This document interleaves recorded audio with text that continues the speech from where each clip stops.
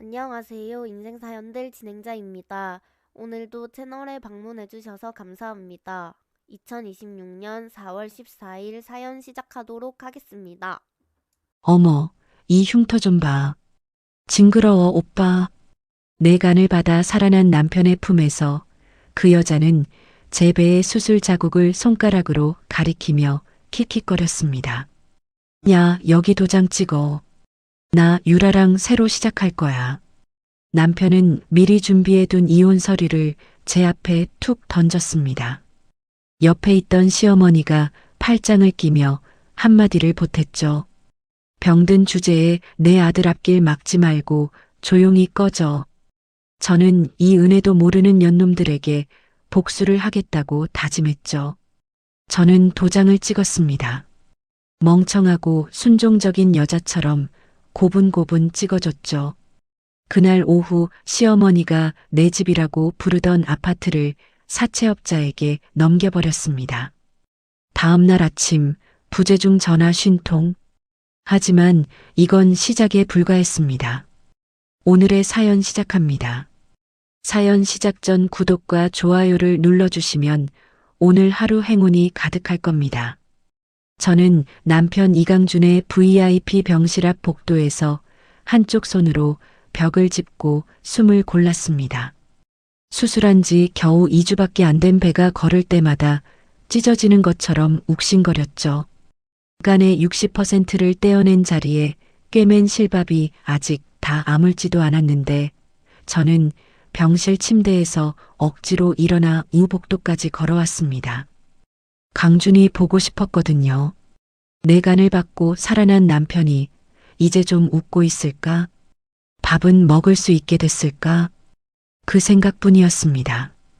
병실 문 앞에 서서 손잡이를 잡으려는데 안쪽에서 여자 웃음소리가 새어나왔습니다. 간호사인가 싶어 별 생각 없이 문을 밀었죠.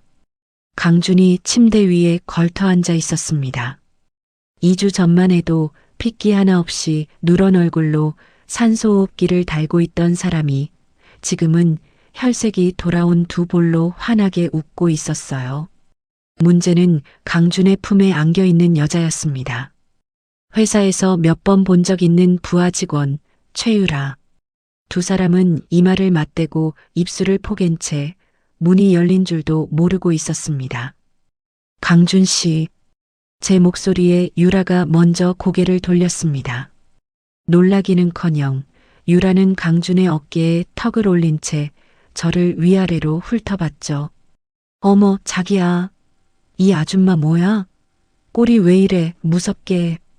유라가 코웃음을 치며 제 배 쪽을 가리켰습니다. 환자복 사이로 거즈와 반창고가 덕지덕지 붙은 수술 자국이 보였을 겁니다. 아우 징그러워. 오빠, 저 흉측한 자국 좀 봐.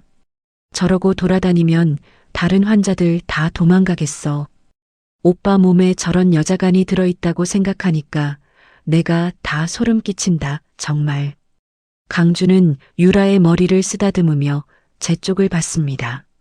미안하다는 말은 없었어요. 당황한 기색도 없었습니다. 오히려 침대 옆 탁자 서랍을 열더니 서류 한 묶음을 꺼내 제 앞으로 툭 던졌습니다. 지아야, 마침 잘 왔다. 긴 말 필요 없고 여기 도장이나 찍어. 서류를 집어들었습니다. 협의이혼 의사확인 신청서라는 글자가 눈에 들어왔죠. 빈칸마다 빼곡하게 인적사항이 적혀 있었고 강준 쪽 도장은 이미 찍혀 있었습니다. 이게 뭐야? 글자 몰라. 이혼 서류야. 나 유라랑 새 인생 살기로 했어. 너랑은 이제 끝이라고. 강준이 유라의 손을 꽉 잡으며 아무렇지도 않게 말했습니다. 너 덕분에 산 건 고마운데 그렇다고 내 인생을 너한테 저당 잡힐 순 없잖아. 사랑 없는 껍데기뿐인 부부 생활. 너도 지겹지 않아? 간 떼준 건 내가 살면서 조금씩 갚을 테니까 일단 도장부터 찍고 정리하자. 고맙게 생각한다. 내 간의 60%를 떼어준 걸 고맙게 생각한다. 저는 서류를 쥔 손끝이 파르르 떨리는 걸 느꼈습니다. 그때 병실 문이 다시 열리더니 시어머니 박말순이 들어왔습니다. 저를 보자마자 인상을 확 구기더군요. 아이고, 저 불길한 년. 넌 왜 남의 귀한 병실에 와서 청승이야? 수술한 년이 방구석에나 처박혀 있지. 왜 여길 기어나와? 시어머니는 제 옆을 스치며 강준의 침대 쪽으로 걸어가다가 탁자 위에 이혼 서류를 힐끗 보고는 고개를 빳빳이 들었습니다. 강준이가 드디어 서류 꺼냈구나. 잘했다, 내 아들. 지아, 너 양심이 있으면 당장 도장 찍어라. 네가 이 몸으로 붙어 있어봐야 우리 아들 앞길만 막는 거야. 아픈 마누라 병수발이나 들게 할 작정이야? 그건 너무 이기적인 거지. 어머니, 저 수술한 지 이제 겨우 보름 됐어요. 재간 떼어줘서 강준 씨가 살아난 거라고요. 누가 몰라. 고맙다 그래. 고마운 건 고마운 거고 살 사람은 살아야지. 너처럼 골골대는 애랑 어떻게 평생을 같이 살아? 돈 욕심 부리면서 구질구질하게 위자료 소리 하지 말고 법대로 깔끔하게 몸만 나가라. 알겠니? 시어머니가 손바닥을 내저으며 대못을 박았습니다. 강주는 유라의 어깨를 감싼 채 창밖을 보고 있었고 유라는 시어머니 뒤에 서서 입꼬리를 비죽거리며 비웃었죠. 저는 그 세 사람의 얼굴을 천천히 둘러봤습니다. 내 피와 살로 되살아난 남편, 내 남편을 빼앗고도 뻔뻔한 여자, 내가 번 돈으로 아파트까지 사준 시어머니, 이 인간들한테 분노를 터뜨려봐야 지금 이 자리에서 달라지는 건 아무것도 없었습니다. 저는 입술을 깨물었습니다. 피가 배어 나왔지만 아프지 않았어요. 배에 꿰맨 실밥이 당기는 것보다 가슴팍이 훨씬 더 아팠으니까요. 도장 찍을게요. 제가 고개를 숙이며 말하자 시어머니가 기다렸다는 듯 서랍에서 인주와 도장을 꺼내 내밀었습니다. 미리 준비해뒀더군요. 쿵! 도장을 내리찍는 소리가 병실 안에 짧게 울렸습니다. 오냐, 잘 생각했다. 속이 다 시원하네. 이제 내 짐 싹 다 싸서 나가.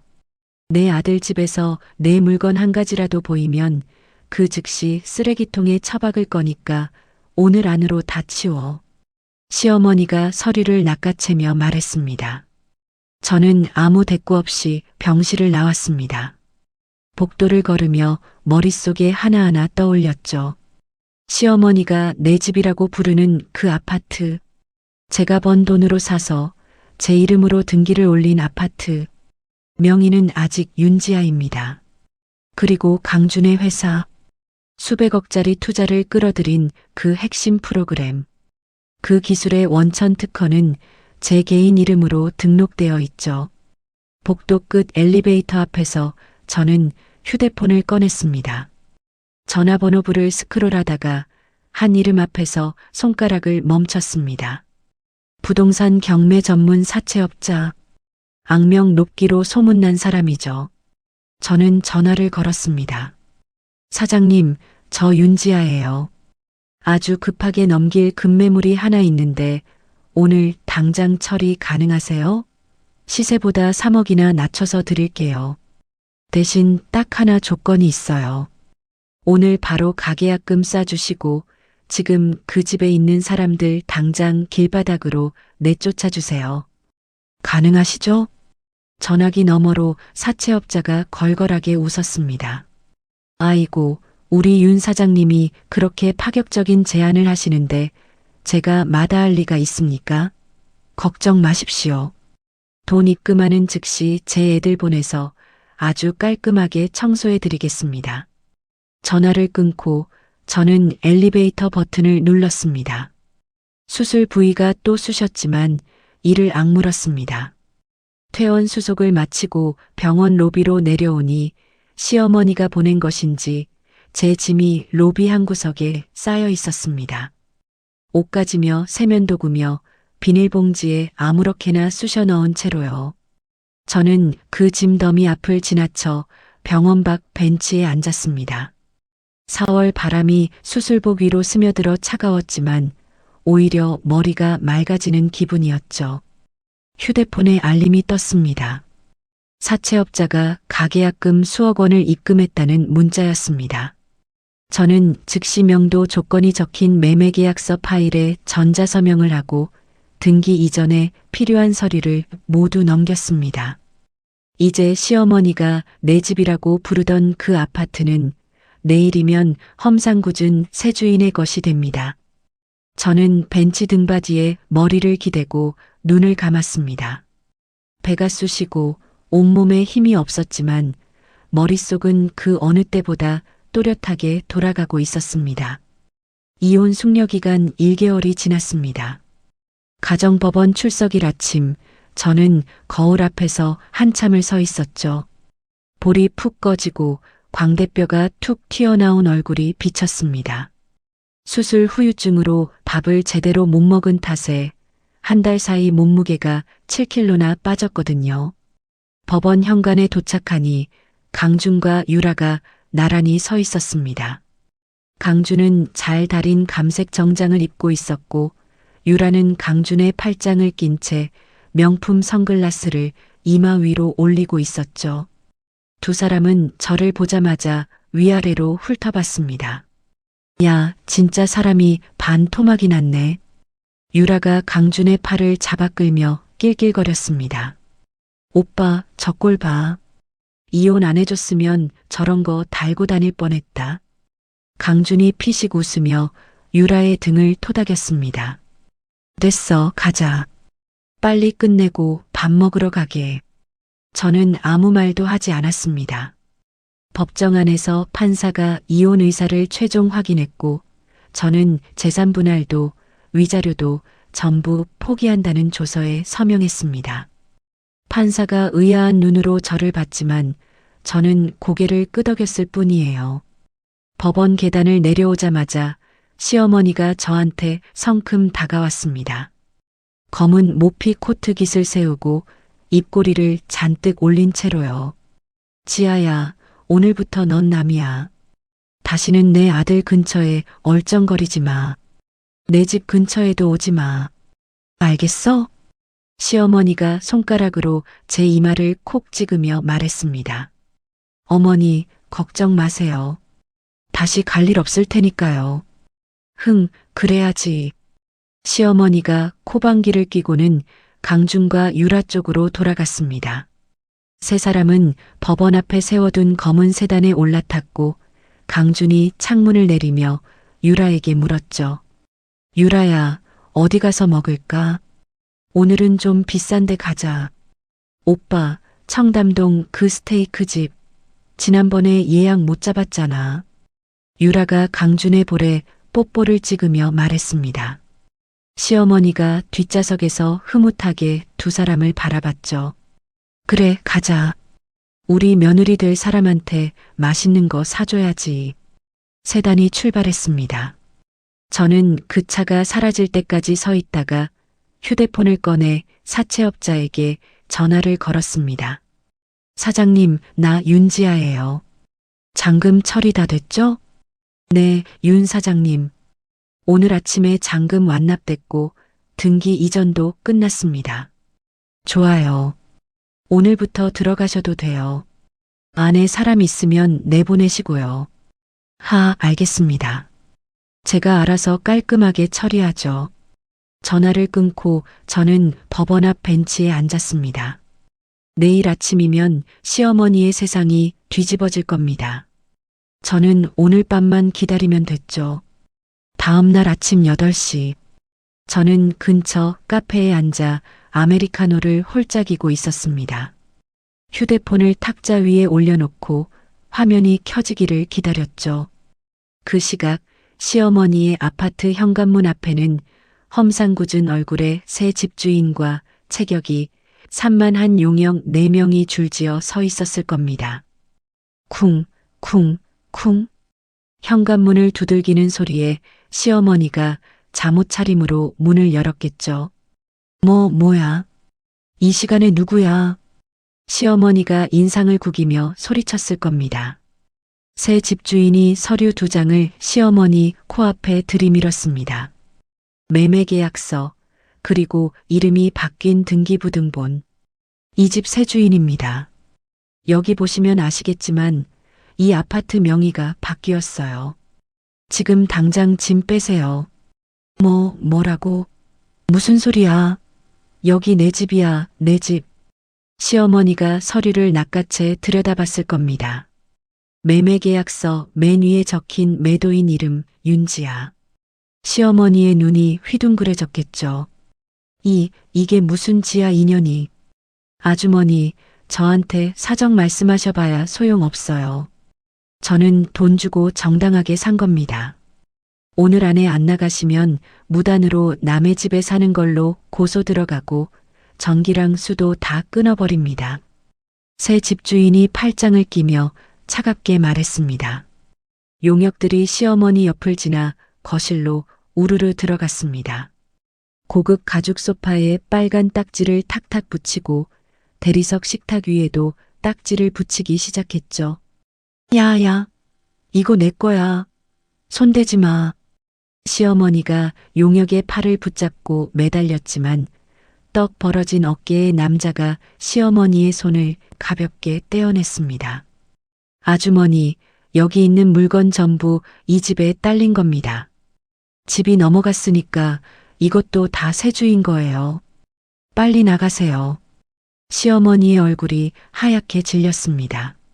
슬리퍼도 제대로 못 신고 현관을 뛰쳐나왔겠죠. 복도에서 비틀거리다 엘리베이터 벽에 등을 기대고 주저앉았을 겁니다. 그때서야 시어머니가 깨달았을 거예요. 자기가 내 집 하며 큰 소리치던 그 아파트가 처음부터 끝까지 며느리 윤지아 이름으로 되어 있었다는 거요. 시어머니의 전화가 오기 시작한 건 그로부터 5분 뒤였습니다. 카페 탁자 위에 놓인 제 휴대폰이 부르르 떨렸죠. 화면에 시어머니라고 떴지만 저는 커피만 마셨습니다. 전화가 끊겼다가 다시 울리고 또 끊겼다가 또 울렸습니다. 10통, 20통, 30통. 저는 커피를 다 마시고 빈 잔을 내려놓았습니다. 40통, 45통. 창밖으로 햇살이 들어오고 있었어요. 50통. 저는 그제야 전화를 받았습니다. 지아, 이 못된 년아, 네가 감히 내 집을 팔아. 당장 되돌려놔, 이년아. 당장. 시어머니가 목이 찢어져라 울부짖었습니다. 콧물과 눈물이 뒤섞인 목소리가 수화기 너머로 쏟아졌죠. 저는 커피잔 옆에 놓인 냅킨으로 입가를 닦으며 입을 열었습니다. 근데요, 그쪽 누구세요? 저 아시는 분이에요? 뭐라고? 어제 법원에서 남이 됐잖아요. 저는 그쪽 며느리 아니에요. 번호 잘못 거신 것 같은데 끊을게요. 저는 전화를 끊었습니다. 그리고 연락처에서 시어머니라는 이름을 길게 눌러 삭제했죠. 카페 창밖으로 봄 햇살이 쏟아지고 있었습니다. 저는 휴대폰을 가방에 넣고 자리에서 일어났습니다. 수술 자국이 아직 욱신거렸지만 발걸음은 어제보다 훨씬 가벼웠어요. 이제 시작이었습니다. 시어머니 아파트는 맛보기에 불과했죠. 저는 가방 안쪽 주머니에 넣어둔 서류 봉투를 손끝으로 만졌습니다. 제 이름으로 된 원천기술 특허 원본이 그 안에 들어있었거든요. 저는 강남 한복판에 있는 대형 로펌 건물 앞에 서서 고개를 들었습니다. 유리벽 건물이 하늘 끝까지 솟아 있었고 로비에 들어서자 대리석 바닥에 구두 소리가 또각또각 울렸죠. 안내 데스크에서 이름을 대자 직원이 곧바로 엘리베이터를 안내해 줬습니다. 17층 서도진 변호사 사무실. 문을 열자 창가에 등을 기대고 서류를 읽고 있던 남자가 고개를 들었습니다. 짧게 친 머리, 날카로운 눈매, 그리고 넥타이 하나 없이 셔츠 단추를 2개 풀어 헤친 모습이 변호사라기보다는 싸움꾼 같았죠. 서도진. 기업 인수와 파산 전문으로 업계에서 독종이라고 불리는 사람이었습니다. 상대편 변호사들이 도진의 이름만 들어도 얼굴이 굳는다는 소문이 파다했죠. 윤지아 씨? 도진이 서류를 탁자에 내려놓으며 저를 봤습니다. 저를 알아보는 눈치였지만 어디서 봤는지는 기억을 못하는 얼굴이었어요. 네, 서도진 변호사님 맞으시죠? 처음 뵙겠습니다. 저는 고개를 숙여 인사했습니다. 도진이 맞은편 의자를 가리키며 앉으라고 했죠.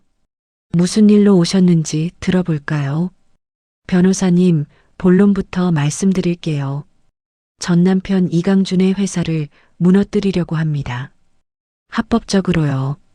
도진의 눈썹이 살짝 올라갔습니다. 의자 등받이에 기대며 팔짱을 꼈죠.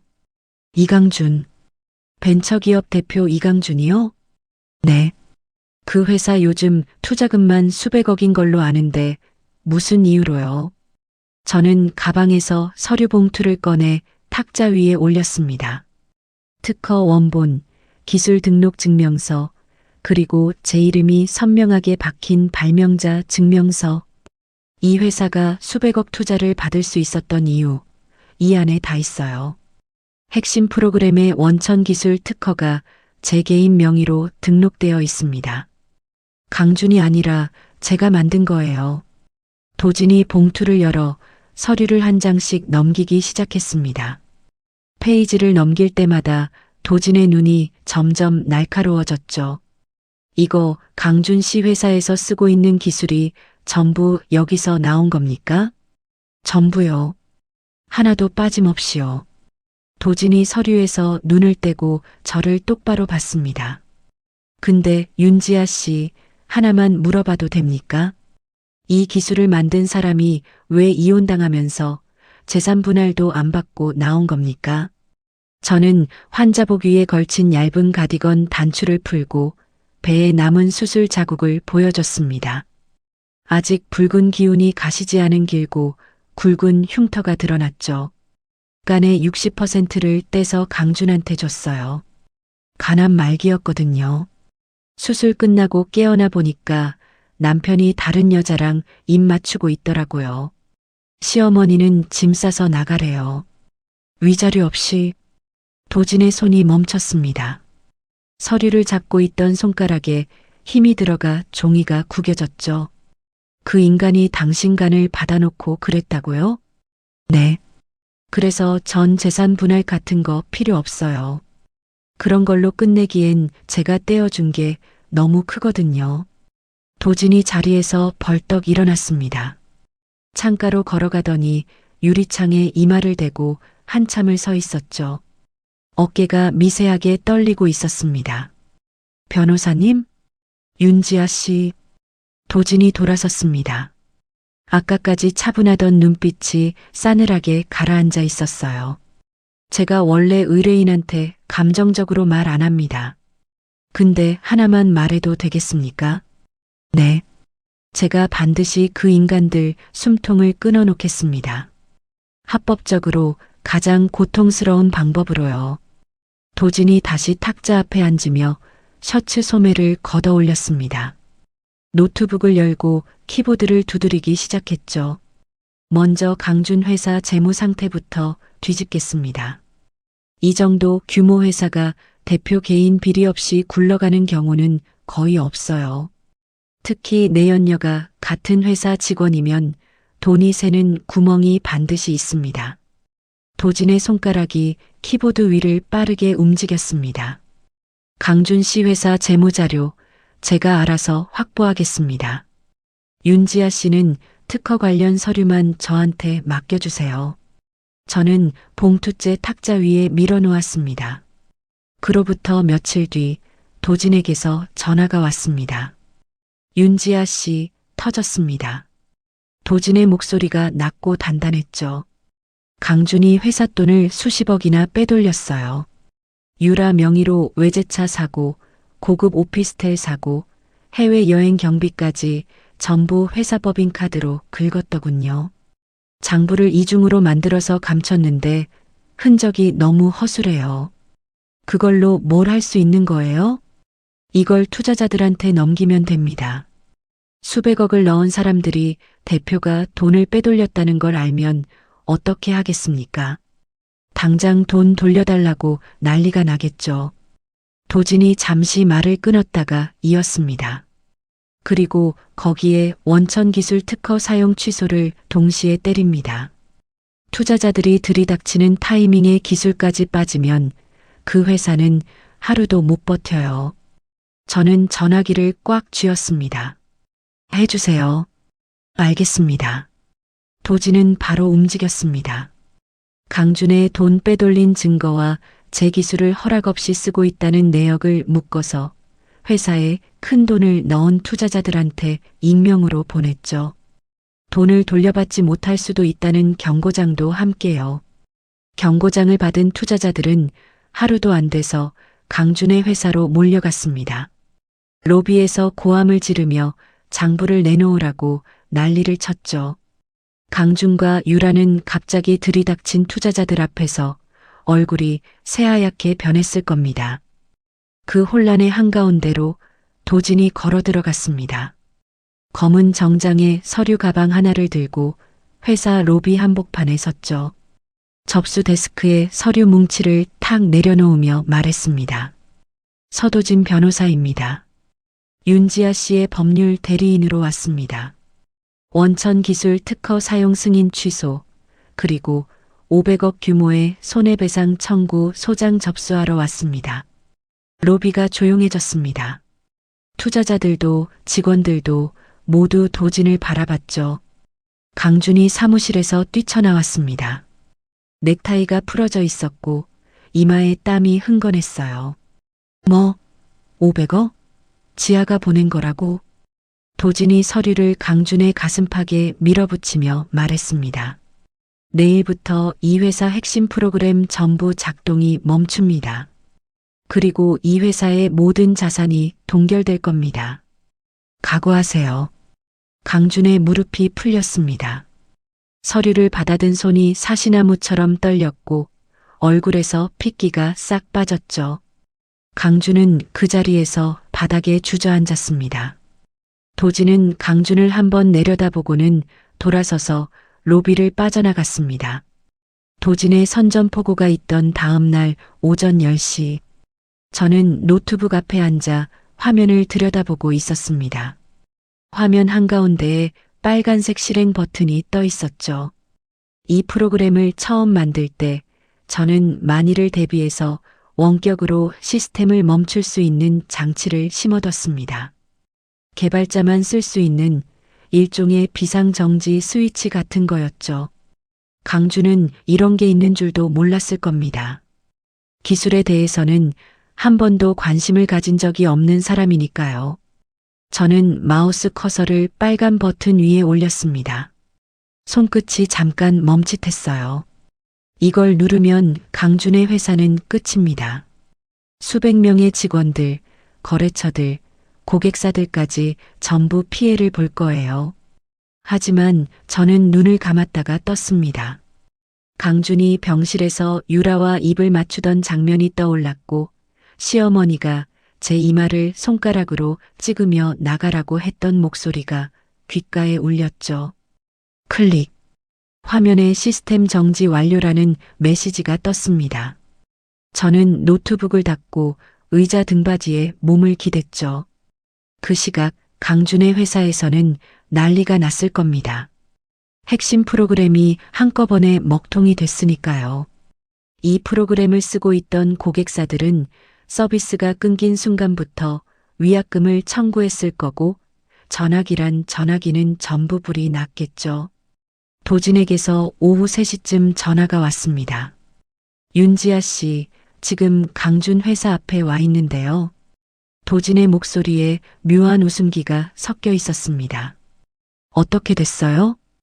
완전히 뒤집어졌습니다. 고객사에서 위약금 청구가 쏟아지고 있고 직원들은 사무실에서 짐 싸고 있어요. 하루 만에 부도 직전입니다. 강준은요? 사무실에 틀어박혀서 안 나오고 있습니다. 그리고 재밌는 게 하나 있는데요. 도진이 잠깐 말을 끊었다가 이었습니다.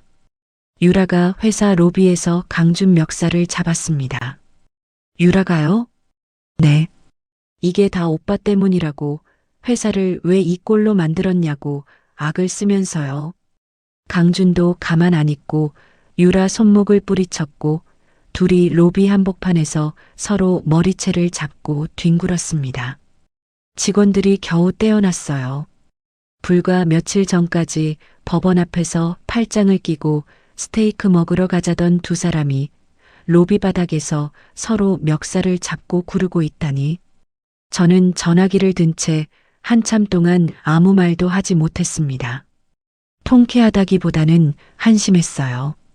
그리고 시어머니 박말순 씨도 왔었습니다. 시어머니가요? 아들 회사가 망한다는 소식 듣고 찜질방에서 달려왔는데 로비에서 빚쟁이들한테 둘러싸인 강준을 보고 그 자리에서 기절했습니다. 구급대원이 와서 데려갔어요. 저는 창밖을 바라봤습니다. 시어머니가 저한테 짐 싸서 나가라고 했을 때 그 당당하던 얼굴이 떠올랐죠. 지금은 찜질방 신세에 아들 회사 앞에서 기절까지 했다니. 도진 변호사님, 다음 단계 진행해 주세요. 이미 준비돼 있습니다. 오늘 오후에 법원에 강준의 개인 재산 전부 가압류 신청 넣겠습니다. 유라 이름으로 사둔 외제차, 오피스텔까지 몽땅요. 이 두 사람 손에 남는 돈이 한 푼도 없게 만들어 놓겠습니다. 도진이 전화를 끊었습니다. 그날 저녁 가압류가 떨어졌습니다. 강준의 통장, 유라의 통장, 유라 명의의 외제차와 오피스텔까지 전부 묶였죠.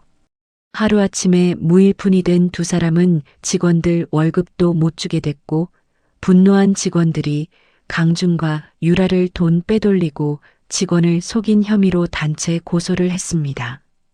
직원들은 사무실 집기까지 들고 나갔다더군요. 그날 밤 11시쯤이었습니다. 저는 호텔방에서 약을 먹고 막 불을 끄려던 참이었죠. 프런트에서 전화가 왔습니다. 윤지아 고객님, 로비에 손님이 한 분 계신데요. 이강준이라는 분이 고객님을 찾고 계십니다. 술에 많이 취하신 것 같은데 올려보내드릴까요? 심장이 한번 크게 뛰었습니다. 하지만 저는 심호흡을 한번 하고 대답했죠. 제가 내려갈게요. 로비에 내려가자 강준이 보였습니다. 정장 상의는 어디서 잃어버렸는지 와이셔츠만 입고 있었고 셔츠에는 술이 잔뜩 배어 있었죠. 넥타이를 머리띠처럼 이마에 두르고 있었는데 눈이 반쯤 풀려 있었습니다. 강준이 저를 발견하자 비틀거리며 다가오더니 대리석 바닥에 무릎을 꿇었습니다. 쿵 하는 소리가 조용한 로비에 크게 울렸죠. 지아야, 지아야 제발. 강준이 제 발치에 이마를 박으며 울먹였습니다. 가압류 풀어줘. 제발 가압류만 풀어줘. 나 지금 통장에 10,000원도 없어. 밥도 못 사 먹어. 일어나. 저는 한 발짝 물러서며 말했습니다. 네가 나한테 무릎 꿇을 자격 없어. 내 간을 받아서 지금 살아있으면서 수술 끝나자마자 다른 여자랑 키스하던 사람이 무슨 낯짝으로 나한테 와서 빌어. 지아야, 그때 내가 잘못했어. 제발 한 번만. 아직 안 끝났어. 저는 강준의 눈을 똑바로 내려다보며 말했습니다. 내가 떼어준 강값은 청구도 안 했거든. 앞으로가 더 남았어. 강준의 얼굴이 일그러졌습니다. 바닥에 엎드려 있던 강준이 갑자기 벌떡 일어나더니 핏발선 눈으로 저를 노려봤죠. 야, 윤지야. 네가 나한테 이럴 수 있어? 네가 감히. 강준이 쌍욕을 퍼부으며 저한테 달려들었습니다. 그 순간 옆에서 누군가 강준의 팔을 잡아 비틀었죠. 도진이었습니다. 도진이 강준의 팔을 등 뒤로 꺾어 대리석 바닥에 눌러 엎었습니다. 강준이 바닥에 턱을 박고 꼼짝 못하며 비명을 질렀죠. 접근금지 가처분이 내려져 있는 거 모르십니까? 경찰 부릅니다. 도진이 강준의 팔을 누른 채 차갑게 말했습니다. 10분 뒤 경찰이 도착했고 강준은 팔이 꺾인 채로 경찰차 뒷좌석에 실렸습니다. 차 문이 닫히기 직전 강준이 창문 너머로 저를 봤죠. 분노도 슬픔도 아닌 공포가 가득 찬 눈이었습니다. 경찰차가 떠난 뒤 도진이 양복 소매를 털며 저를 돌아봤습니다. 괜찮으십니까? 네. 고마워요. 도진 변호사님. 호텔 경호팀한테 얘기해 놓겠습니다. 다시는 이런 일 없게요. 도진이 고개를 숙여 인사하고 돌아서려는데 저는 도진의 등을 보며 물었습니다. 변호사님, 강준이 유치장에서 나오면 어떻게 될까요? 도진이 멈춰서서 어깨 너머로 저를 봤습니다. 더 큰 짓을 저지르겠죠. 벼랑 끝에 몰린 사람은 반드시 최악의 선택을 합니다. 도진의 말이 맞았습니다. 강준은 유치장에서 풀려난 뒤 제가 상상도 못한 짓을 벌이기 시작했으니까요. 강준이 유치장에서 풀려난 건 일주일 뒤였습니다. 도진이 매일 아침 보내주는 동향 보고서를 통해 저는 강준이 무슨 짓을 하는지 하나하나 파악하고 있었죠. 강준은 유치장에서 나오자마자 유라와 함께 강남의 허름한 모텔에 틀어박혔습니다. 가압류 때문에 카드도 안 되고 통장에서 돈도 못 빼는 처지였으니 갈 곳이 거기밖에 없었겠죠. 그리고 이틀 뒤 도진에게서 긴급 전화가 왔습니다. 윤지아 씨, 강준이 움직이기 시작했습니다. 도진의 목소리가 단단하게 굳어 있었습니다. 해외 경쟁사 브로커를 만났습니다. 업계에서 악명 높은 기술 밀매꾼이에요. 기술 밀매요? 네. 원천 기술 소스코드를 통째로 넘기려는 겁니다. 제가 시스템을 정지시켜 놨으니까 지금 그 기술은 쓸모없는 데이터 덩어리인데 강준은 그걸 모르는 거죠. 해외 브로커한테 멀쩡한 기술인 것처럼 속여서 팔아먹으려는 겁니다. 저는 전화기를 쥔 손에 힘을 줬습니다. 그게 가능한 거예요? 제 인감 도장을 기억하십니까? 혹시 회사에 맡겨둔 적 있습니까? 순간 머릿속이 번쩍했습니다. 결혼 초기에 강준이 회사 서류 처리한다며 제 인감 도장을 가져간 적이 있었죠. 돌려달라고 몇 번 말했는데 그때마다 나중에 하며 미루더니 결국 돌려받지 못했습니다. 가져간 적 있어요. 안 돌려줬고요. 그걸로 위조 서류를 만들었습니다. 가짜 이사회 회의록이랑 기술 이전 계약서를 꾸며서 윤지아 씨가 직접 기술 이전에 동의한 것처럼 만들어놨어요. 도진이 키보드를 두드리는 소리가 전화기 너머로 들렸습니다. 브로커 쪽에서 성금으로 수백억을 해외 유령 회사 계좌에 넣었습니다. 강준이랑 유라가 그 돈 들고 동남아로 튈 작정이에요. 비행기표도 이미 샀습니다. 저는 눈을 감았습니다. 내 이름을 도용해서 내 기술을 훔쳐서 그 돈으로 도망치겠다고. 간도 모자라서 이제는 제 인생 전부를 빼앗으려는 거였죠. 변호사님, 막을 수 있어요? 막습니다. 근데 그것만이 아닙니다. 도진의 목소리가 한 톤 더 낮아졌습니다. 강준이 윤지아 씨를 납치하려고 합니다. 뭐라고요? 뒷골목 흥신소 인력을 고용했습니다. 윤지아 씨를 잡아다가 외곽에 있는 불법 요양원 독방에 가둬놓을 계획이에요. 기술 유출 신고를 못하게 막으려는 거죠. 전화기를 쥔 손이 떨렸습니다. 강준이 저한테 그런 짓까지 할 수 있는 사람이었나? 아니, 벼랑 끝에 몰리면 사람이 어디까지 변하는지 저는 그때 처음 알았습니다. 윤지아 씨, 제 말 잘 들으세요. 내일 병원 검진 예약 잡혀 있죠? 네, 오후 2시예요. 그 시간에 움직일 겁니다. 저한테 경호팀이 있으니까 내일은 제가 시키는 대로만 하세요. 절대 혼자 다니지 마세요. 알겠어요. 저는 전화를 끊고 침대에 앉았습니다. 수술 자국이 또 쑤시기 시작했죠. 배를 손으로 누르며 천장을 올려다봤습니다. 내일이면 끝이 나겠죠. 이쪽이든 저쪽이든. 다음 날 오후 저는 병원 검진을 마치고 지하 주차장으로 내려갔습니다. 주차장은 텅 비어 있었고 제 차는 구석 기둥 옆에 세워져 있었죠. 차 문에 손을 대려는 순간 뒤에서 검은 밴 한 대가 급정거하며 제 차 앞을 막았습니다. 밴문이 열리더니 건장한 남자 셋이 뛰어내렸습니다. 모자를 눌러 쓰고 마스크로 얼굴을 가린 채 저한테 달려왔죠. 소리 지르지 마. 조용히 타. 한 남자가 제 팔을 잡아 끌었습니다. 다른 남자가 제 입을 막으려고 손을 뻗었죠. 그 순간 주차장 반대편에서 타이어 마찰음이 귀를 찢었습니다. 검은 세단 2대가 굉음을 내며 달려오더니 밴 양쪽을 막아섰죠. 차 문이 열리고 단단한 체격의 경호원 6명이 쏟아져 나왔습니다. 손 놔. 도진이 세단 뒷좌석에서 내리며 말했습니다. 넥타이를 풀어 주머니에 쑤셔 넣고 양복 재킷을 벗어 세단 지붕에 던졌죠. 제 팔을 잡고 있던 남자가 도진을 보자 움찔했습니다. 경호원들이 사방에서 밴을 에워싸며 다가왔고 납치범들은 서로 얼굴을 봤죠. 뭐야, 얘기 다르잖아. 혼자 다닌다며. 닥쳐. 일단 튀자. 납치범 하나가 밴 쪽으로 도망치려 했지만 경호원 둘이 앞을 가로막고 어깨를 잡아 바닥에 내동댕이 쳤습니다. 나머지 둘도 5초를 못 버티고 콘크리트 바닥에 얼굴을 박은 채 제압당했죠. 도진이 제 앞으로 다가왔습니다. 다치진 않았습니까? 네, 괜찮아요. 저는 떨리는 다리로 겨우 서 있으면서도 고개를 끄덕였습니다.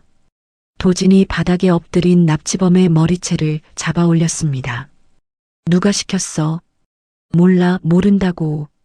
지금 거짓말하면 납치 미수의 감금교사까지 내 머리에 다 올라가. 시킨 놈 이름 불어. 도진의 눈이 서늘하게 가늘어졌죠. 납치범이 몸을 비틀다가 결국 고개를 떨궜습니다. 이강준. 이강준이 시켰어. 돈 5천만 원 준다고 했어. 도진이 납치범의 머리를 놓으며 일어섰습니다. 주머니에서 휴대폰을 꺼내 녹음 버튼이 켜져 있는 걸 확인하더니 제게 고개를 돌렸죠. 납치 교사 증거 확보됐습니다. 이제 강준이 도망칠 수 있는 구멍은 하나도 없습니다. 도진은 곧바로 경찰에 신고했고 납치범 3명은 수갑이 채워진 채 경찰차에 실려갔습니다. 저는 도진의 세단 뒷좌석에 앉아 안전벨트를 매며 물었습니다. 강준이 비행기 타는 게 언제라고 했죠? 오늘 밤 11시 50분 인천공항 출발입니다. 도진이 운전석에 앉으며 백미러로 저를 봤습니다. 지금 바로 경찰청에 고발장 넣겠습니다. 기술 유출, 사기, 그리고 방금 확보한 납치 교사까지 전부요. 긴급 출국 금지도 동시에 신청합니다. 도진이 시동을 걸었습니다. 윤지아 씨, 공항에서 직접 보시겠습니까? 저는 창밖을 바라봤습니다. 지하 주차장의 형광등 불빛이 차창에 길게 흘렀죠. 네. 끝까지 볼 거예요. 도진이 고개를 끄덕이고 차를 출발시켰습니다. 밤 11시 인천공항 출국장은 늦은 시간인데도 사람들로 붐비고 있었습니다. 저는 도진과 나란히 출국장 2층 카페에 앉아 아래층 심사대를 내려다보고 있었죠.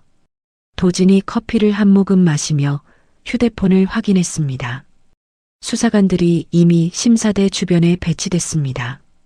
출국 금지도 30분 전에 시스템에 올라갔고요. 강준이 올까요? 옵니다. 수백억이 걸려 있으니까요. 그 돈 포기할 사람이 아니죠. 도진이 커피잔을 내려놓으며 심사대 쪽을 턱으로 가리켰습니다.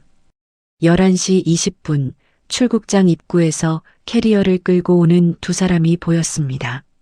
모자를 눌러쓰고 마스크로 코까지 가린 남자와 선글라스에 후드를 뒤집어 쓴 여자. 강준과 유라였습니다. 강준이 고개를 연신 두리번거리며 심사대 쪽으로 걸었습니다.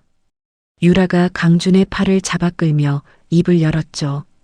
오빠, 빨리 가. 두리번거리지 말고. 알았어, 알았다고. 강준이 유라의 손을 뿌리치며 심사대 줄에 섰습니다. 캐리어 말고도 검은 가방 하나를 가슴에 꼭 안고 있었는데 아마 현금이 들어 있었겠죠. 줄이 한 칸씩 앞으로 움직였고 마침내 강준이 심사대 앞에 섰습니다. 모자를 살짝 들어 올리고 마스크를 턱 밑으로 내린 뒤 여권과 비행기표를 직원에게 내밀었죠. 직원이 여권을 받아 스캐너에 올렸습니다. 삐.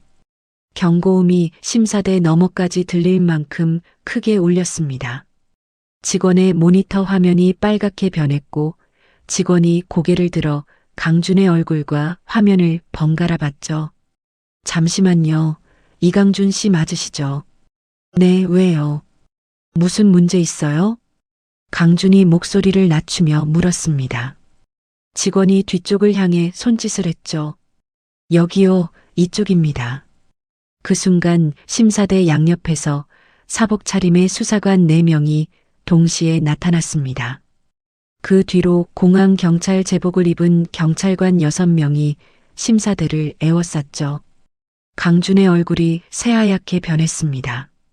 여권을 낚아채 돌아서려는 강준의 어깨를 수사관 하나가 잡아 눌렀죠. 이강준 씨, 움직이지 마세요. 뭐야? 손 치워. 강준이 수사관의 손을 뿌리치고 게이트 쪽으로 뛰려 했습니다. 세 발짝도 못 갔습니다. 경찰 2명이 양옆에서 달려들어 강준의 팔을 잡았고 수사관이 뒤에서 강준의 등을 밀어 바닥에 엎어뜨렸죠. 턱! 강준의 턱이 대리석 바닥에 부딪히는 소리가 울렸습니다. 출국장에 있던 사람들이 일제히 고개를 돌렸고 여기저기서 휴대폰 카메라를 꺼내 들었죠. 이강준 씨 긴급 체포합니다. 혐의는 사기, 문서 위조, 산업기술 유출, 그리고 납치 교사입니다. 수사관이 강준의 손목 뒤로 수갑을 채우며 말했습니다. 찰칵 하는 금속 소리가 출국장에 짧고 차갑게 울렸죠. 아니야. 나 아무것도 안 했어. 이거 나. 강준이 바닥에 엎드린 채 발버둥을 쳤지만 3명의 경찰이 등을 누르고 있었습니다. 유라는 이미 반대쪽으로 도망치고 있었죠. 선글라스를 벗어 던지고 후드를 벗으며 인파 속으로 파고들려 했지만 잠복해 있던 여성 수사관이 유라의 팔을 잡아 세웠습니다. 최유라 씨, 공범으로 긴급 체포합니다. 저 아니에요. 저는 아무것도 몰라요. 저는 강준 오빠한테 속은 거라고요. 유라가 수사관의 손을 뿌리치며 악을 썼습니다. 저는 도진과 함께 카페에서 내려와 출국장 바닥에 제압당한 강준 앞에 섰습니다. 강준이 바닥에 턱을 대고 고개를 돌려 저를 올려다봤죠. 눈이 핏줄로 가득 차 있었습니다. 지아야. 저는 강준 앞에 쪼그려 앉았습니다. 눈높이를 맞추고 천천히 입을 열었죠. 강준아, 한 가지만 알려줄게. 네가 해외 브로커한테 넘긴 그 기술 있잖아. 그거 내가 원격으로 정지시킨 날부터 이미 쓰레기 데이터야. 작동 안 하는 빈 깡통을 수백억에 판 거지. 강준의 눈이 커졌습니다. 입이 벌어졌다 닫혔다를 반복했지만 소리가 나오지 않았죠. 그때 출국장 입구에서 양복을 입은 외국인 3명이 통역사와 함께 성큼성큼 걸어왔습니다. 해외 브로커 측 변호사들이었죠. 가운데 선 남자가 바닥에 엎드린 강준을 내려다보며 통역사에게 뭔가 말했고 통역사가 수사관에게 서류를 내밀었습니다. 수백억을 주고 산 기술이 가짜 데이터였습니다. 국제 사기로 추가 고소합니다. 통역사가 서류를 수사관에게 건넸습니다. 강준의 얼굴이 흑빛으로 변했죠. 아, 아니야. 그게 아니라 나는 몰랐어. 진짜 몰랐다고. 강준이 바닥에서 몸을 비틀며 발악했습니다.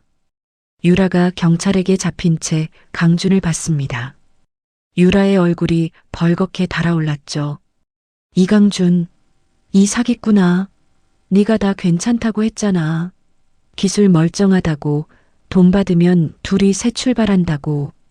유라가 수갑이 채워진 손으로 강준 쪽을 가리키며 소리쳤습니다. 나는 네가 시키는 대로 했을 뿐이야. 계좌도 네가 만들라고 한 거잖아.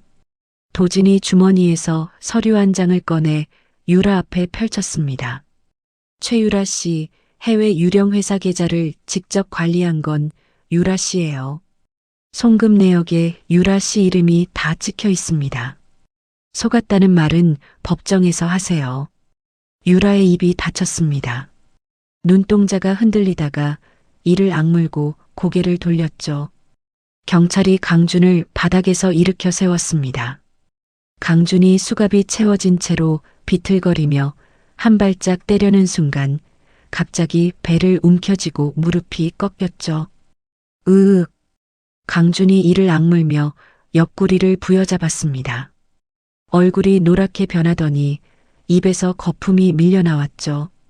눈이 뒤집어지며 대리석 바닥에 그대로 쓰러졌습니다. 환자다. 쓰러졌어. 수사관이 소리쳤고 출국장이 순식간에 아수라장이 됐습니다. 공항 의료진이 달려와 강준의 셔츠를 뜯고 상태를 확인했죠. 간이식 환자인데 약을 안 먹었나 봐요. 상태가 심각합니다. 구급차 불러주세요. 의료진이 다급하게 외쳤습니다. 수술 후에는 몸이 세간을 밀어내지 않도록 약을 꼬박꼬박 먹어야 하는데 강준은 매일 술을 퍼마시며 약도 안 먹었던 겁니다. 극도의 공포와 스트레스가 겹치자 몸이 버티질 못한 거죠. 구급대원들이 들것을 가져와 강준을 눕혔습니다. 수갑이 들건 난간에 채워졌고 경찰 2명이 양옆에서 들것을 따라갔죠. 저는 출국장 유리창 너머로 사이렌을 켜고 출발하는 구급차를 봤습니다. 빨간 불빛이 공항 어둠 속에서 빙글빙글 돌았죠. 도진이 제 옆에 서서 같은 방향을 바라봤습니다. 끝났습니다. 저는 대답하지 않았습니다. 구급차의 빨간 불빛이 점점 작아지다가 공항도로 너머로 사라질 때까지 저는 그 자리에 서서 지켜봤죠. 강준과 유라가 구속된 지 2달 뒤 서울중앙지방법원 대법정에서 1심 선고 공판이 열렸습니다.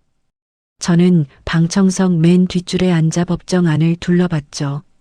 기자들이 카메라를 들고 앞줄을 빼곡히 채우고 있었고 방청석에는 피해를 본 투자자들과 전 직원들이 팔짱을 끼고 앉아 있었습니다. 법정 문이 열리고 강준이 들어왔습니다. 휠체어를 타고 있었죠. 얼굴이 흑빛이었고 광대뼈가 튀어나온 볼 위로 누런기가 돌았습니다. 공항에서 쓰러진 이후로 몸이 급격하게 나빠졌다고 들었어요. 교도관이 휠체어를 밀어 피고인석까지 데려다 놓자 강준은 고개를 숙인 채 한 번도 올리지 않았습니다. 뒤이어 유라가 교도관 2명에게 양팔이 잡힌 채 들어왔습니다. 화장기 하나 없는 얼굴에 수의를 입고 있었는데 법원 앞에서 선글라스를 끼고 강준 팔짱을 꼈던 그때와는 완전히 다른 사람 같았죠. 유라는 방청석을 한번 훑더니 입술을 질끈 깨물고 고개를 돌렸습니다. 전원 기립. 재판장 입정하십니다. 법정 경위의 목소리에 모두가 일어섰습니다. 재판장이 자리에 앉자 법정이 조용해졌죠. 재판장이 서류를 넘기며 입을 열었습니다. 피고인 이강준, 피고인 최유라. 본 재판부는 제출된 증거와 피고인들의 자백을 바탕으로 모든 혐의를 유죄로 인정합니다. 강준이 휠체어 팔걸이를 움켜쥐었습니다. 손가락 마디가 하얗게 변했죠. 피고인 이강준에게 징역 15년, 벌금 50억 원을 선고합니다. 피고인은 피해자의 신체 일부를 이식받아 목숨을 건진 뒤에도 그 은혜를 저버리고 회사 돈을 빼돌리고 국가 핵심 기술을 해외에 유출하려 하였으며 피해자를 납치하려는 범행까지 저질렀습니다. 범행의 동기와 수단, 결과 모두 극히 불량하여 최고 수준의 형량을 선고합니다. 강준의 고개가 더 깊이 숙여졌습니다. 휠체어에 앉은 어깨가 잘게 떨리고 있었죠. 피고인 최유라에게 징역 8년을 선고합니다. 피고인은 단순 가담이 아닌 주범에 준하는 역할을 수행하였으며 해외 유령회사 계좌를 직접 관리하고 자금 세탁에 적극 가담한 점을 무겁게 봅니다. 피고인을 법정 구속합니다. 싫어. 8년이 말이 돼. 유라가 자리에서 벌떡 일어나 소리쳤습니다. 교도관 2명이 유라의 어깨를 잡아 앉히려 했지만 유라는 몸을 비틀며 발버둥을 쳤죠. 저는 강준이 시킨 대로 한 것뿐이라고요. 왜 저한테 8년이에요? 조용히 하세요. 재판장이 나직하게 말했습니다. 유라의 목소리가 잦아들었지만 눈에서 눈물이 줄줄 흘러내렸죠. 교도관이 유라의 팔을 잡아 법정 뒤쪽 문으로 끌고 가기 시작했습니다. 강준 오빠, 오빠 때문이야. 다 오빠 때문이라고. 유라가 끌려가면서도 강준을 향해 악을 썼습니다. 강준은 고개를 숙인 채 한마디도 하지 않았죠. 유라의 울음 섞인 고함이 법정 문 너머로 사라질 때까지 강준은 미동도 하지 않았습니다. 그때 방청석 구석에서 우는 소리가 들렸습니다. 고개를 돌리자 시어머니가 보였습니다. 헌 점퍼에 고무신을 신고 흰 머리카락이 부스스하게 흩어진 채 의자에 주저앉아 있었죠. 2달 사이에 10년은 늙어 보였습니다. 강준아, 강준아. 시어머니가 아들의 이름을 부르며 바닥에 이마를 박았습니다. 어깨가 들썩일 때마다 등이 휘어져 보였죠. 방청석에 있던 사람들이 시어머니를 힐끗 보다가 고개를 돌렸습니다. 아무도 다가가지 않았어요. 교도관이 강준의 휠체어를 밀어 법정 밖으로 데려갔습니다. 강준이 문턱을 넘어가는 순간 고개를 살짝 들었는데 저와 눈이 마주쳤죠. 텅 빈 눈이었습니다. 후회인지 원망인지 아무 감정도 읽을 수 없는 눈. 저도 아무 표정 없이 강준을 바라봤고 휠체어가 문 너머로 사라졌습니다. 법원을 나오자 도진이 계단 아래서 기다리고 있었습니다. 서류 가방을 옆에 내려놓고 커피 2잔을 들고 있었죠. 수고하셨습니다. 도진이 커피 한 잔을 건네며 말했습니다. 변호사님이 수고하신 거죠. 저는 커피를 받으며 대답했습니다. 이제 다음 단계 말씀드려도 되겠습니까? 네, 말씀하세요. 강준 회사가 파산 절차에 들어갔습니다. 자산이 경매로 넘어가는데 제가 인수 절차를 밟아놓았습니다. 헐값에 정리하면 서버, 인력 데이터, 사무실 임대권까지 전부 윤지아 씨 이름으로 가져올 수 있습니다. 저는 커피를 한 모금 마시고 법원 건물을 올려다봤습니다. 해주세요. 도진이 고개를 끄덕였습니다. 한 달 뒤 저는 강준의 옛 회사 사무실에 서 있었습니다. 텅 빈 사무실에 제 이름이 적힌 새 간판이 걸렸죠. 기존 임원진은 한 명도 남기지 않았고 제 원천 기술을 바탕으로 새 프로그램을 올린 서버가 다시 돌아가기 시작했습니다. 새 회사 대표 취임식 날 사무실 앞에 기자들이 몰려왔습니다. 카메라 플래시가 터지는 가운데 저는 마이크 앞에 섰죠. 오늘부터 이 회사는 제 이름으로 새롭게 시작합니다. 제가 직접 만든 기술로 제 힘으로 키울 겁니다. 기자들의 질문이 쏟아졌지만 저는 짧게 인사를 마치고 사무실로 들어갔습니다. 그날 저녁 도진에게서 연락이 왔습니다. 시어머니 박말순 씨 소식 들으셨습니까? 아니요. 산동네 단칸방으로 들어갔다고 합니다. 하루 종일 폐지 주어서 아들 교도소에 보낼 돈 마련하고 있다더군요. 저는 잠시 아무 말도 하지 않았습니다. 시어머니가 검은 모피 코트를 입고 제 이마를 손가락으로 콕 찍으며 다시는 얼쩡거리지 말라고 했던 장면이 스쳤죠. 알겠습니다. 저는 그 한마디만 하고 전화를 끊었습니다. 같은 시각 교도소 독방에서 강주는 좁은 침대에 누워 천장을 보고 있었을 겁니다. 옆구리가 쑤시고 약을 먹어도 낫지 않는 몸을 끌고 매일 밤을 버티고 있었겠죠. 교도소 식당 한쪽에 걸린 작은 TV에서 제 취임식 뉴스가 나왔을 때 강주는 어떤 얼굴을 하고 있었을까요? 저는 궁금하지 않았습니다. 취임식으로부터 1년이 지났습니다. 저는 사무실 통유리창 앞에 서서 서울 시내를 내려다보고 있었죠. 1년 전만 해도 텅 비어 있던 이 사무실이 지금은 200명이 넘는 직원들로 가득 차 있었습니다. 제가 새로 만든 프로그램은 국내 시장을 넘어 해외까지 퍼져나갔습니다. 일본, 동남아, 유럽 기업들이 먼저 손을 내밀었고 계약서가 쌓일수록 회사의 가치는 눈덩이처럼 불어났죠. 수천억 원대라는 숫자를 처음 들었을 때 저는 실감이 나지 않아서 도진에게 3번이나 되물었습니다. 경제 잡지에서 표지 촬영을 하자고 연락이 왔을 때 저는 처음에 거절했습니다.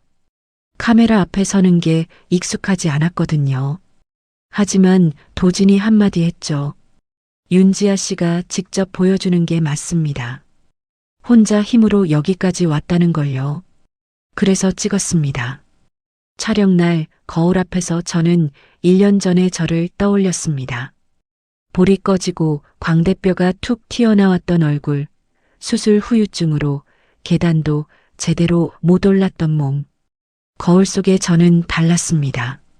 살이 붓고 혈색이 돌아온 얼굴에 눈빛이 단단해져 있었죠. 나스닥 상장이 확정된 날 회사 전체가 들썩였습니다. 직원들이 사무실 여기저기서 박수를 치고 서로 껴안았죠. 저는 자리에 앉아 모니터에 뜬 상장 승인 메일을 한참 들여다봤습니다. 글자가 번져 보여서 눈을 깜빡였더니 볼 위로 뭔가 뜨거운 게 흘렀습니다. 손등으로 닦고 자리에서 일어났죠. 상장 축하 파티는 강남의 고급 호텔 루프탑에서 열렸습니다. 밤하늘 아래로 서울의 불빛이 쏟아지고 투자자들과 거래처 대표들이 샴페인 잔을 들고 여기저기서 웃고 있었죠. 저는 파티장 한쪽 난간에 기대어 서서 아래를 내려다보고 있었습니다. 여기 계셨습니까? 도진이 샴페인 2잔을 들고 다가왔습니다. 검은 턱시도에 나비 넥타이를 메고 있었는데 평소 셔츠 단추를 풀어 헤치던 모습과는 딴판이었죠. 변호사님, 오늘 넥타이 매셨네요. 특별한 날이니까요. 도진이 샴페인 한 잔을 제게 건네며 난간 옆에 나란히 섰습니다. 두 사람 사이로 밤바람이 지나갔죠. 윤지아 씨. 네. 도진이 샴페인 잔을 난간 위에 올려놓았습니다. 그리고 저를 똑바로 봤죠. 망한 회사를 되살리고 기술을 처음부터 다시 세우고 그 인간들한테 당한 걸 전부 되갚은 이 1년이요. 네. 제 변호사 인생에서 가장 짜릿한 시간이었습니다. 도진의 목소리가 평소보다 낮고 조심스러웠습니다. 법정에서 상대편 변호사를 바닥에 깔 때의 그 서늘한 목소리가 아니었죠. 도진 변호사님이 아니었으면 저는 병원 벤치에서 끝났을 거예요. 진심으로 감사해요. 감사는 제가 드려야죠. 윤지아 씨가 없었으면 저는 그냥 돈 잘 버는 변호사로 끝났을 겁니다. 도진이 잠시 말을 멈추고 주머니에 손을 넣었습니다. 손가락 끝에 작은 상자가 들려 있었죠. 검은 벨벳 상자. 윤지아 씨, 저 이제 복수 파트너 말고 다른 자리에 지원하려고 합니다. 도진이 상자를 열었습니다. 안에 다이아몬드 반지가 들어 있었죠. 루프탑 조명을 받아 작은 돌이 반짝거렸습니다. 앞으로 남은 날들 저랑 같이 걸어가 주시겠습니까? 저는 도진의 얼굴을 올려다봤습니다. 처음 로펌 사무실에서 만났을 때 셔츠 단추를 풀어 헤치고 서류를 읽던 얼굴, 지하 주차장에서 납치범의 팔을 꺾던 얼굴, 법원 계단 아래서 커피 2잔을 들고 기다리던 얼굴, 그 모든 순간이 한꺼번에 스쳤습니다. 저는 고개를 끄덕였습니다. 도진이 반지를 꺼내 제 손가락에 끼워줬죠. 차가운 금속이 손가락에 닿았을 때 가슴 한가운데서 오랫동안 얼어붙어 있던 것이 풀리는 기분이었습니다. 다음 날 아침 저는 평소보다 일찍 사무실에 출근했습니다. 책상 위에 봉투 하나가 놓여 있었죠. 법무부 직인이 찍힌 공문서였습니다. 봉투를 열고 안에 종이를 꺼냈습니다. 이강준 수용자, 교도소 의무실에서 병동으로 이감. 상태가 위중하다는 내용이 적혀 있었죠. 저는 그 종이를 한번 읽고 접었습니다. 책상 옆에 있는 파쇄기 전원을 켜고 종이를 밀어 넣었죠. 위잉 하는 소리와 함께 종이가 잘게 잘려 아래로 떨어졌습니다. 의자에 앉아 통유리창 밖을 봤습니다. 아침 햇살이 서울 시내 건물들 사이로 쏟아지고 있었죠. 왼손 약지에 낀 반지가 햇빛을 받아 한번 반짝였습니다. 그때 사무실 문이 열리고 도진이 들어왔습니다. 한 손에 커피 2잔, 다른 손에 오늘 회의 서류를 들고 있었죠. 벌써 나왔습니까? 오늘 할 일이 많아서요. 도진이 커피를 제 책상에 올려놓고 옆 의자에 앉았습니다. 저는 커피를 집어들며 도진을 봤죠. 도진이 서류를 펼치다 말고 저를 보며 고개를 살짝 기울였습니다. 왜 그렇게 보십니까? 아니요, 그냥요. 저는 웃으며 커피를 마셨습니다. 도진도 피식 웃고는 서리로 눈을 돌렸죠. 창밖으로 햇살이 쏟아지고 있었습니다. 저는 커피잔을 내려놓고 의자에서 일어났습니다. 오늘도 할 일이 많았거든요. 시청자 여러분, 자신의 하나뿐인 남편을 위해 몸의 일부를 떼어준 지아 씨의 통쾌한 복수를 끝까지 들으셨나요? 윤지아는 자신의 피와 살을 떼어줬습니다. 사랑하는 사람이 죽어가고 있으니까 그게 당연한 거라고 생각했죠. 돌아온 건 이혼 서류와 짐 보따리였습니다. 누군가는 이 이야기를 듣고 통쾌하다고 느꼈을 겁니다. 누군가는 처음부터 끝까지 가슴이 답답했을 수도 있고요. 하지만 저는 이 이야기에서 한 가지를 꼭 말씀드리고 싶습니다. 윤지아의 진짜 복수는 시어머니의 아파트를 팔아버린 것도 남편의 회사를 무너뜨린 것도 아니었습니다. 자기 자신의 값어치를 되찾은 것. 그게 진짜 복수였습니다. 누군가를 위해 모든 걸 내어준 사람이 배신당한 뒤에도 무너지지 않고 제 발로 다시 일어서는 것. 그것보다 무서운 복수는 없습니다. 지금 이 이야기를 듣고 계신 분들 중에도 혹시 자기 자신을 너무 싸게 내어주고 있는 분이 계실지 모르겠습니다. 당신의 헌신은 당연한 게 아닙니다. 당신의 희생을 아무렇지 않게 여기는 사람 곁에서 더 이상 자신을 깎아내리지 않으셨으면 좋겠습니다. 이야기를 끝까지 들어주신 분이 계시다면 잘 들었다고 댓글 하나만 남겨주세요. 감사합니다. 오늘의 사연도 끝까지 들어주신 시청자 여러분 감사합니다. 항상 다채로운 이야기, 재밌는 이야기 들고 올 수 있도록 노력하는 인생 사연들이 되겠습니다. 오늘 하루도 무탈하고 행복한 하루 보내세요.